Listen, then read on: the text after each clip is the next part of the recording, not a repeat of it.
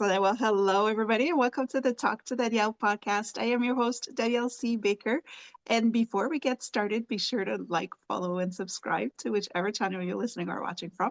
And of course, this is season 4. So I do invite you to have a look at the 3 previous seasons. There might be some topics there that resonate with your reality today. They are timeless, and I am out of breath for some reason. They're timeless, so you can definitely go check them out. And we're going to jump right in today. I'm actually surprised after 4 years that I haven't had this topic yet. I think it's so important. We are representing the step parents today, and I think it's such an important, especially with all the different family portraits that we have. It's definitely an important topic to address. So I have the wonderful Karine Di Cesare with me. She has a wonderful book that just came out that talks about that story of a stepmom, and I think it's wonderful. But I'm going to put her on the spot. And before we get started, can you talk to us a little bit about what you do and how you got to where you are today?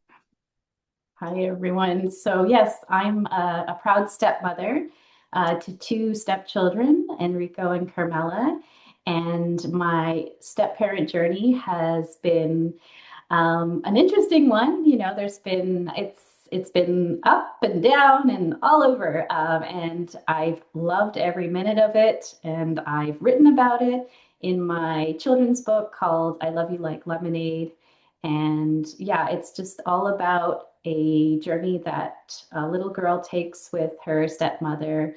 They team up together to find Mellie's lost doll, and it's just a sweet story of bringing stepmom and stepdaughter together in a shared adventure of a lost toy. So yeah. I love that. And it's so important because I think that's what I want to kind of jump in on the conversation is talking about when you first get introduced into the family, how do you, what would you be, what from your experience and uh, how you handled it as well is what is the Mhm. best approach when you're coming in knowing that not knowing exactly how the reactions are going to be, but to make sure that you're making everybody comfortable and yourself Mhm. comfortable. What would you recommend in terms of an approach coming in as a step parent? Yes, I would definitely recommend a gentle approach, which was the case for us. So my husband wanted to wait, a good amount of time to know that this was going to be a serious relationship. He's very protective of our kids, and so he thought, okay, well, maybe we'll just go to a playground, on neutral space and do it that way. So there's no, memory of, mom who was in the house and now who's this new woman coming in. So it was definitely a very gentle approach. We waited a good chunk of time and we did it on neutral ground. So that would definitely be my recommendation. I love that you brought that up because, yeah, and I'm working in the daycare side of things and with young Hmm. families, we see that a lot where it is so important to wait, like you said, when you know that the Hmm. relationship is serious, because children do get that connection with another adult very quickly. So if you're not Hmm. certain that this, if you're still not sure that it's going to be a long term, Hmm. so much better to not introduce right away so that the kids are Exactly. not suffering another loss. So we see that a lot where the kids just don't know.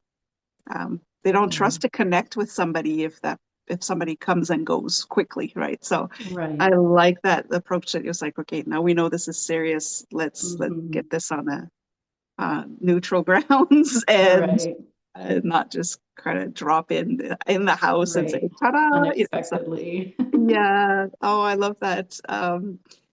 The other thing too that I really like, and that's kind of my own experience. I do talk Mhm. openly about my stepmom. This was back in the 70s when there was not really a word for it yet. Mhm. And it was a very Catholic area. So already divorce was already taboo. And now these Mhm. families were coming together.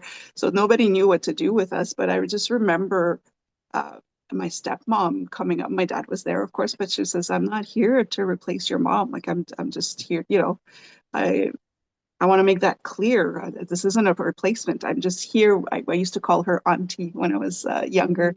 She was very comfortable with that, and she says, I just want to make sure like I'm not replacing anybody, but I'm here for you." And it was so soothing for me as a child, Hmm. because they were together when I was just basically a baby. So when I was old enough to understand that she was part of the family in a way, it was very soothing. So you do talk about that aspect as well as of coming in saying, I'm not here to replace anybody. I'm just extra, the Yeah. bonus Yeah, the that bonus can help you. parent.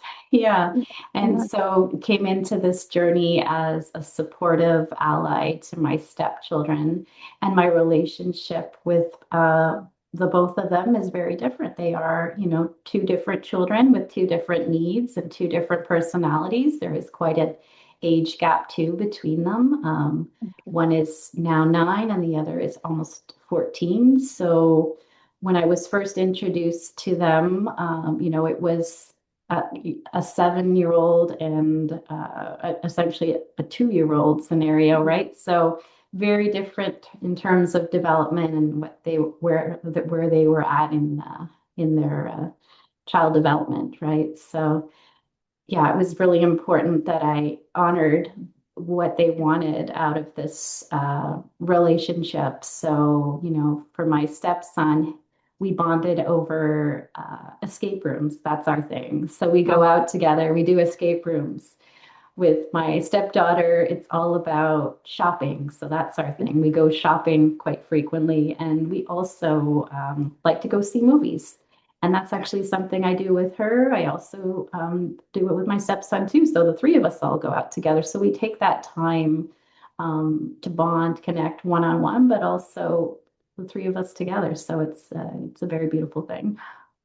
yeah, it is. And I would say even for parents in general, uh, Mhm.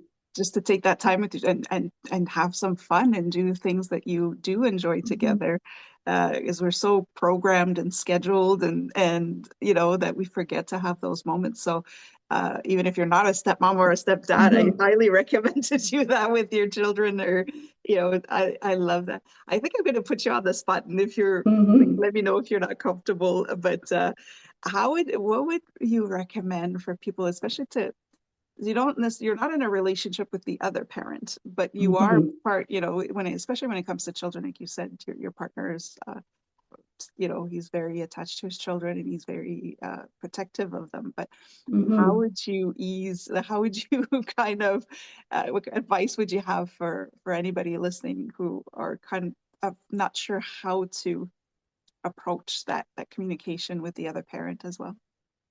So first off, first and foremost, it's always about the kids, right? The kids are number one. So you have to think about your decisions, your choices, your reactions in terms of how the kids will take it, right? So you kind of have to put aside your own needs and your own feelings because as a step parent, it can be tricky at times to navigate, but it's really about what will the children benefit from this in the long run, right?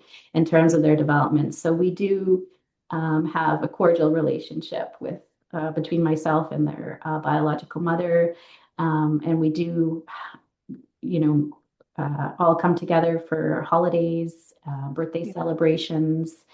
While it can feel awkward at times, I have to just put that aside. It's Yeah. not about me, it's about the kids. And, you Yeah. know, they're going to remember these moments looking back, and I want them to look back on their childhood with fond memories, right? So, Mhm. Yeah. No, that's such an important message for any type of situation. We're bringing it back to mhm. it's the kids and whatever it is not to take it personal. Right, That right. it's not necessarily about you, whatever, Mm, if there's some friction.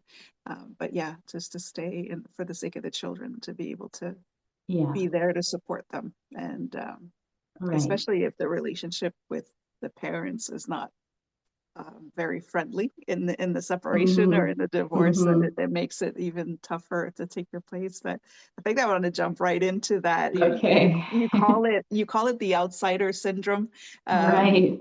right? So as because you're coming in, uh, Hmm. I think I personally, I'm talking from my own person. I'm not saying it's like that for everybody, but it would be awkward in the beginning to say, okay, how do I show up? And you don't want to take on a role that is not true to you either. You don't want to lose Mhm. yourself in this. So what is your advice on that, or what's your take on that? In what I love how you call it the outsider syndrome, but can you share a little bit of Mhm. tips with people of how they can make sure that they take care of themselves and all of that as well? So yeah, it's an interesting phenomenon, the stepmom outsider syndrome. So it's that outside feeling of looking on the inside, kind of being out on the periphery of things.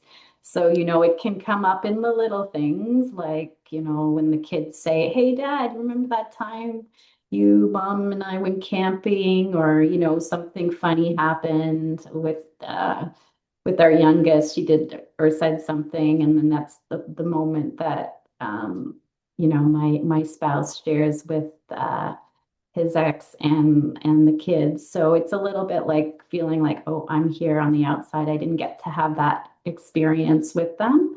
But you Yeah. know what? You build new experiences. And so if you can just be a big, strong support in their lives, and, as we enter these tricky teenage years, I think it's going to be more important now than ever. And, you know, where can I help? I can help with English homework. I can help with French homework. I can help with, some things that, maybe their other parents can't help so much with because my husband's the athletic mathematician. So so yeah, it's just finding those niches where you can help and explore those interests and hobbies and passions together, because I'm sure there's some common ground that you can find. Yeah, I like that too. Yeah, to make your own moments so that they have some memories Mhm. there as well. What would you recommend in order to be able to take time for yourself and reflect and not keep doing what you like? You spend a Mhm. lot of energy with the family, but you also need that Right. time for yourself and with your partner. Of course, you need to have that time Mhm. as well. So what are your recommendations for that as well? Or what would you like to share on that?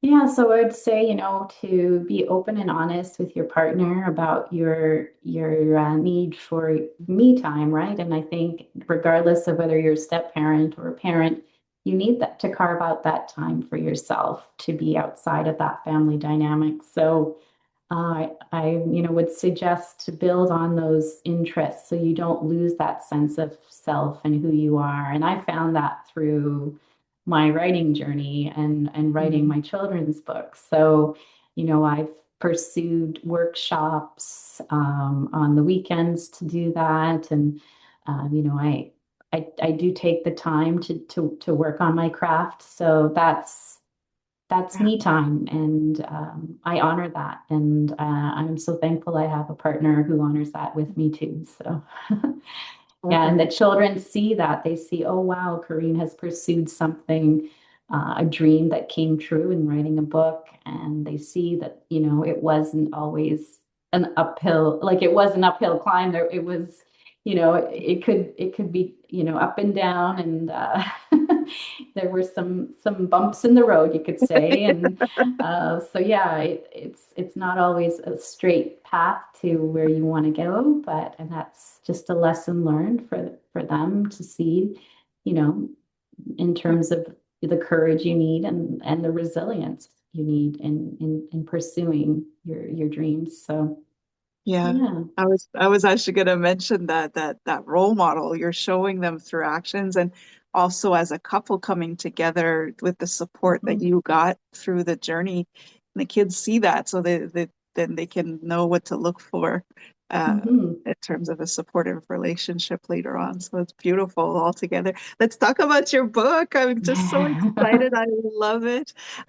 So yeah, you could talk about how it started, what made you think about it, or anything. I'll let you explain. Yeah, so my children's book is called I Love You Like Lemonade, and it's geared for children between the ages of 4 and 8. And it's the story of a young girl who loses her favorite doll and the journey she takes with her stepmother to find her. So it starts off with the loss of the doll. Where is she?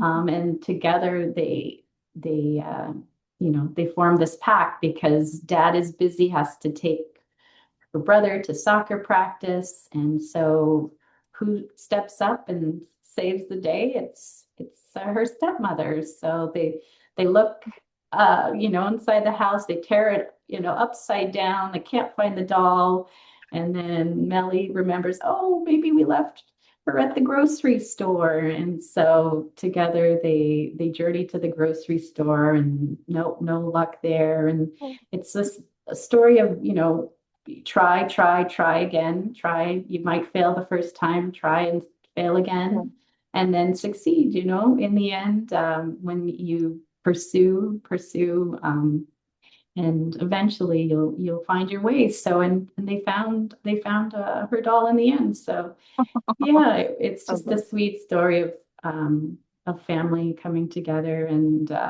then just it. having Melly figure things out on her own too. Like Yeah, stepmom's there in that support role. I can help you. I can drive you to the store. But yeah. she goes up to the customer service desk and asks, she takes the reins and says, "Have you seen the doll?" So really, it is all about children finding their way too. So yeah. I love that. And that represents it represents the ally you mentioned Mm-hmm. earlier, that you're there Mm-hmm. to support. It is you can go and ask, I'm right here for you. Mm-hmm. So I love Mm-hmm. that. Do you have Mm-hmm. any plans for the book? I know our publisher always says the real work happens once you have the book in your hand. But Right, do you have exactly. anything planned with the book or anything coming up? Yeah, so my goal is to get into schools. So I will be at my stepdaughter's school, Carmela's school, next week, actually. So I'll be kind of piloting the book with the children in her classroom and see what kind of feedback I get. But I did actually already introduced the book to my Girl Guides group, and they loved it. So I got some rave reviews from the little girls, and they were just on edge, on the edge of their seats, like, oh, what's going to happen? They were, Right. worried about the doll, but in the end, everything all worked out. And that's another point I wanted to mention too. So not only have I pursued my writing and taking time to go to those workshops, but I've also become a Girl Guide leader. And I did that with my stepdaughter, and she didn't take to it. And you know what? That's okay. Sometimes you try to force a bond to do something, and it just isn't going to be the thing that, Right. bonds you. So, and I totally respected that. And I thought, well, you know what? I still enjoyed doing it. So I kept going. And I'm still part of a group. And yeah, so I love like I that. said, It it's ties all it. about doing your thing and following what feels right for you. That's right. That's what I was going to say. It ties it all in. It's, trying to Hmm. find things to do together. Okay, that one didn't work, but you know what? I like it. So Try I'm something else. still Something will me. stick. Yeah, I love that. Oh, that's wonderful. And how can people get your book? What's the best way to get a hold of your book? Or maybe to see if you have anything coming up, Hmm. if they can follow you, if you want to share, right? If you Yeah, don't want to share. so my book is available on Amazon. So if you look for I Love You Like Lemonade, you'll find it there. And eventually I'm hoping to get it into Indigo. There's just a bit of a lag there, but it will eventually be at Indigo as well. So, Yeah. yeah. Oh, I that's have a great. website too, so storiesforkids.ca if you'd like to Oh, look okay. at my writing journey. Mhm. That's awesome. And I'll put the link in the description so people can have a look at it. They can have a look at the website. I think watching your journey would be very good to to have a look. And I love that. There's so much more I'd like to ask, but we're gonna wrap up. And of course, there's that question I ask at the end of every interview, and I'm sure you're gonna want to play along. But what do you want to be when you grow up? Questions so far. Just given, you have to have a childlike spirit to write children's books. So I'm just like an adult who's never really grown up. But I would say, so I've done the writing thing, so part of that, but what I would say is I've opened up a yoga studio for children. So that would be my ultimate dream. And I think I would combine not only yoga, because for yoga you have to be very quiet and centered. And so I think I'd start off with some sort of dance or movement for the children so they can let it all out, let all your wiggles out, and then continue that. And even maybe, why not do a reading circle too? I love that. I love reading circles. They're so much fun. Oh, I love that. Thank you so much for sharing. I really do appreciate it. And anytime you want to come back on, you're more than welcome So to much. thank you so much. And for everybody watching, don't forget to like, follow, and subscribe to whichever channel you're listening or watching from. Don't forget to go check out Karine's book as well and her website to see what her author journey was like. And until next time, stay safe, stay awesome, and we'll talk soon.